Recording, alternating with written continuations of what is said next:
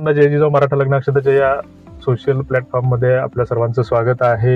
मराठा लग्न अक्षताच्या ॲपच्या निर्मितीला जवळपास 4.5 वर्ष पूर्ण झालेली आहेत आणि या माध्यमातून आम्ही आमचा स्वतःचा कुठलाही हे न करता 400-500 लग्न या माध्यमातून जुळण्यास मदत झालेली आहे आणि हा एक समाज माध्यमाचा समूह आहे। समाजातील वेगवेगळ्या स्तरातील चांगली वाईट सगळ्याच याच्यातली लोक या समूहामध्ये आहेत आणि असं म्हणायला हरकत नाही की 90% जास्त लोक ही चांगल्या उद्देशाने आलेली आहेत। 4-2% आमच्यासारखे काही फसवणूक करणारे असतात। तर अशांचा आपण अपवाद सोडून देऊ। आम्हाला एक वारंवार प्रश्न विचारला जातो की मराठा लग्न अक्षता ऍप्लिकेशन डाउनलोड केल्याच्या नंतर त्याच्यावर सगळी बायोडाटाची वगैरे सगळी माहिती दिसते, मात्र मोबाईल नंबर का दिसत नाही? मोबाईल नंबर हाईड ठेवण्याचा उद्देश काय?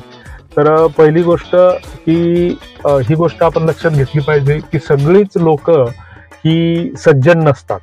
म्हणजे मोबाईल नंबर जर आम्ही दृश्य ठेवला त्याच्यावरचा तर त्याच्यातला दुरुपयोग करणारे लोक भरपूर आहेत। काही काही बहादर तर अशा आहेत की त्याचं दुसरं लग्न असतं, म्हणजे पहिल्या बायकोचं घटस्फोट झालेला असतो, वय त्याचं असतं 45-50चं आणि एखादी 20-22 वर्षाची मुलगी असते, पहिल्या लग्नाची असते, तो तिलाही फोन करतो तुमच्या अपेक्षा काय? एवढे सज्जन लोक आम्हाला वेगवेगळे अनेक अनुभव या माध्यमातून आलेले आहेत। त्याच्यामुळं हा मोबाईल नंबर दिसण्याचं काही कारण नाही, हा एक त्याच्या मागचं प्रमुख कारण आहे।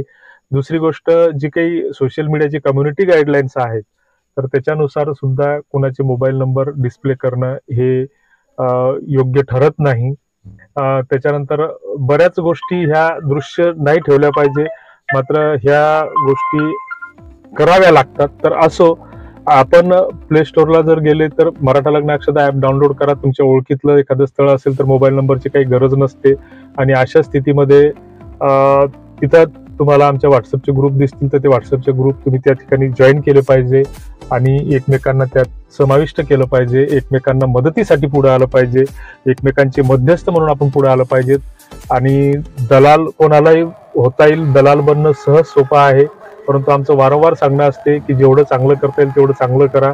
उद्या जर तुमच्या अवलादी दारुड्या निघल्या तर काय करसाल, किंवा एखादा पॅरालिसिसचा अटॅक आला तर काय करसाल? तर त्याच्यासाठी चांगली कामं करा। हा सल्ला आमचा पैसे खाणाऱ्याला आणि फसवणूक करणाऱ्यांसाठी आहे। असो, धन्यवाद। जय जिजाऊ।